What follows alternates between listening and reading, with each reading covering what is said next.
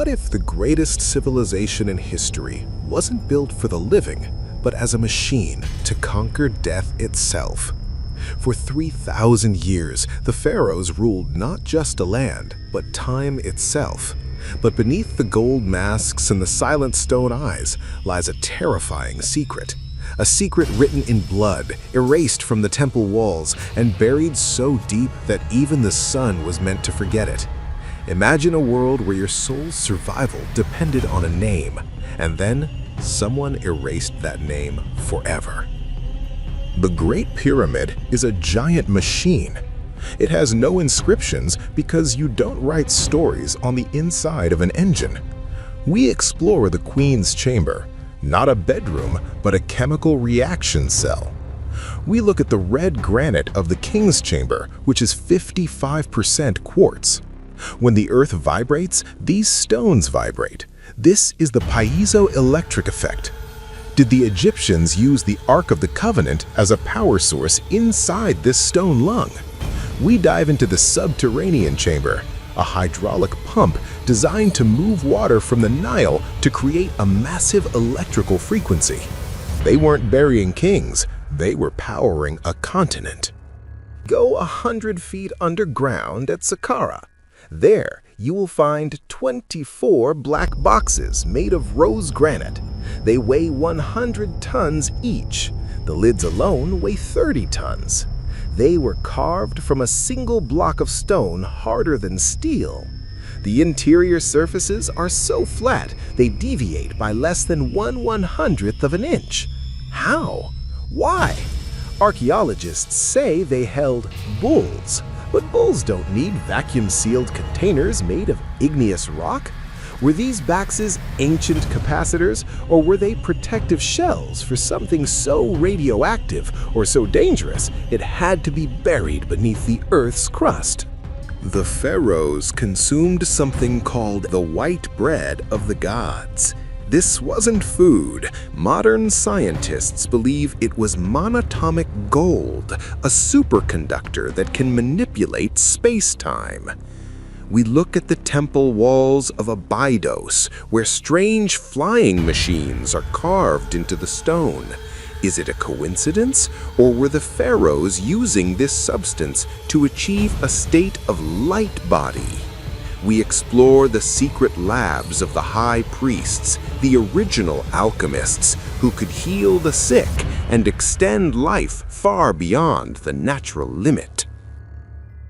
Power in Egypt was a double-edged sword. We revisit the murder of Ramses III, but this time we look at the black magic used. The Turin judicial papyrus mentions wax dolls used to paralyze guards. This was a war of the unseen.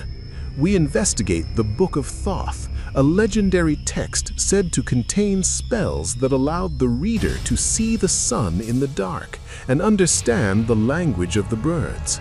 It was so dangerous that it was buried in a golden box at the bottom of the Nile, guarded by immortal serpents. Is this myth or a metaphor for a lost frequency of the human mind? Mainstream history says Egypt started 5,000 years ago, but the Turin King List and the priest Manetho speak of a time when gods and demigods ruled for 30,000 years. These were the SHEMSU Hor, the followers of Horus. We look at the erosion on the Sphinx. It's water erosion, not wind. The last time it rained that hard in Egypt was 10,000 years ago. This means the Sphinx watched the end of the last ice age. We're talking about a pre-cataclysmic civilization that survived the Great Flood and brought the seeds of knowledge back to the Nile Valley.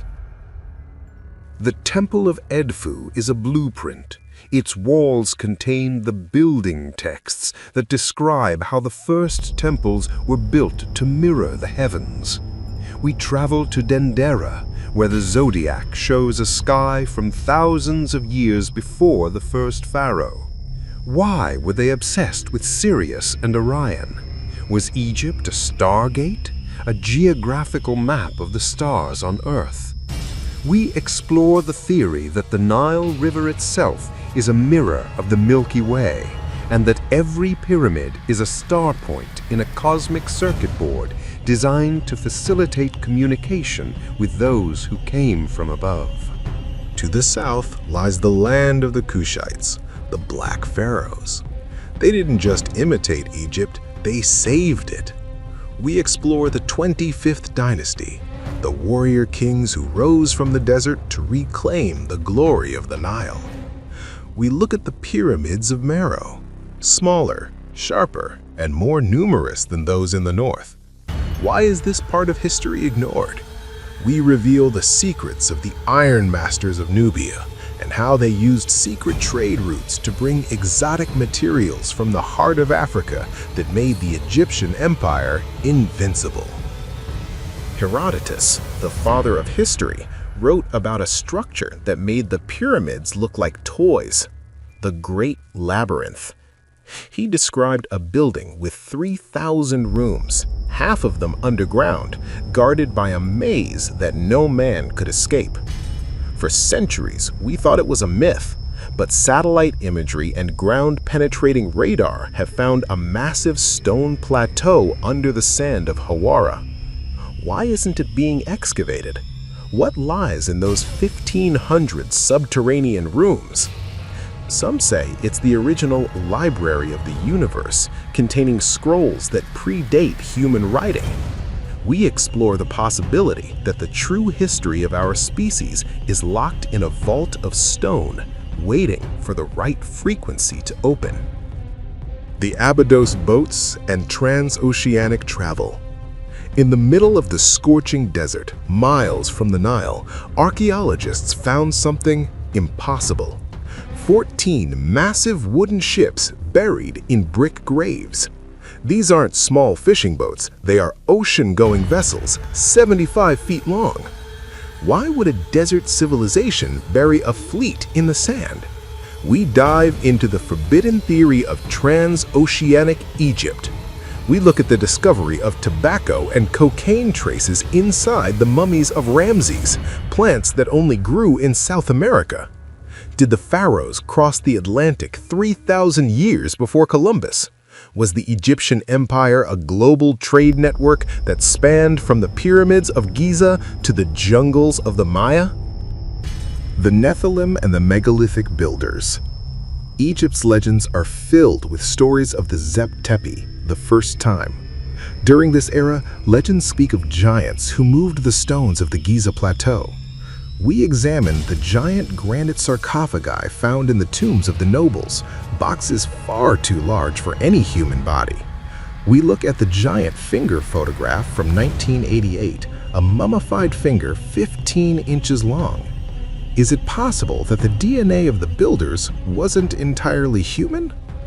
We explore the connection between the Egyptian Neteru and the Watchers mentioned in the Book of Enoch.